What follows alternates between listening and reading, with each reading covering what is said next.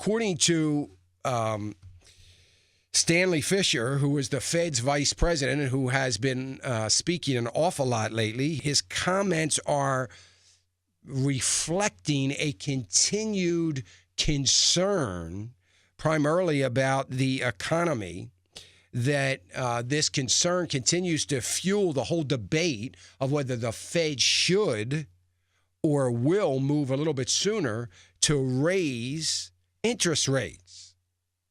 Now, the Federal Reserve Vice Chair has pointed out to a weak, listen to this, a weak labor force, labor participation, and a soft U.S. housing recovery. Finally, holy mackerel. Do you mean to tell me somebody out there is actually going to talk about the existing labor participation rate? Something I've been whining about as the lone wolf now for how long? And we've got a Stanley Fischer, the vice chair of the Federal Reserve, coming out and saying, hey, we got a little bit of an issue here with the labor participation rate.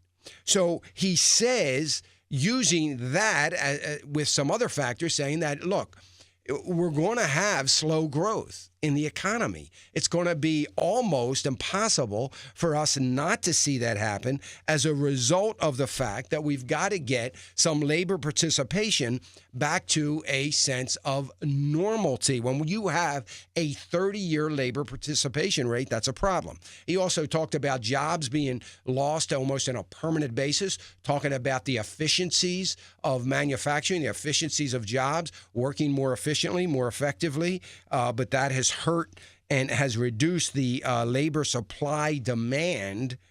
And this is not just a demographic change. He says, how about this for a novel idea? He says this just isn't reflecting a demographic issue that people are getting older and retiring.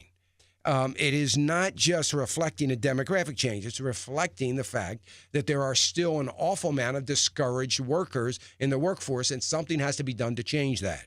So I appreciate Vice Chair Stanley Fischer for being open and honest about that issue, because I have been saying for a long time, look, you cannot just take a situation where you believe that everybody is retiring, sitting on a beach, or playing golf. There's an awful lot of discouraged workers out there that we've got to get back into the labor force. Now, the one thing he didn't talk about is that we have these discouraged workers, but he didn't talk about part-time labor, how many workers are working part-time. We have record high part-time workers, and most of the private sector hiring we have seen, and I don't mean most as in, almost most, I mean most. I mean over 60% of those hired are being hired into part-time jobs. And then you've got the underemployment, which he also didn't address. We've got an underemployment rate of over 11%, closer to over 12%. Underemployment means people are underemployed and aren't working at what they are trained to do, because some of their permanent jobs have been removed from the workforce permanently. So very interesting notes to hear him talk about. As a result of this, one of the things he's saying is, look, we're going to see, he's not saying this, I'm saying this, but if you read between the lines and read into it a little bit, he's saying that, look, we're at best going to have a stagnant, plugging along economy. Here's the problem. It is not a stagnant economy. And what he's not talking about is population growth. So when you look at GDP numbers, you've got to factor in all the population growth that we've had since this recession began.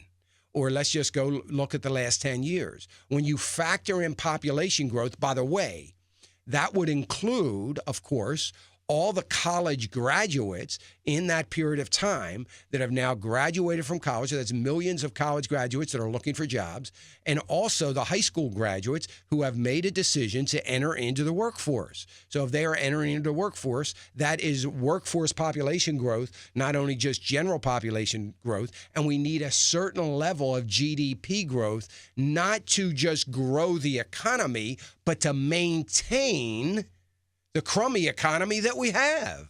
So we've got to take that into consideration. So the question should be, which it isn't, but the question should be, are we going to have a thriving economy in the midst of this lower population growth? And are we, in our GDP numbers, truly having growth in our economy when that growth is not even enough to keep up with population growth? The answer to that is no. So a positive number is not necessarily positive.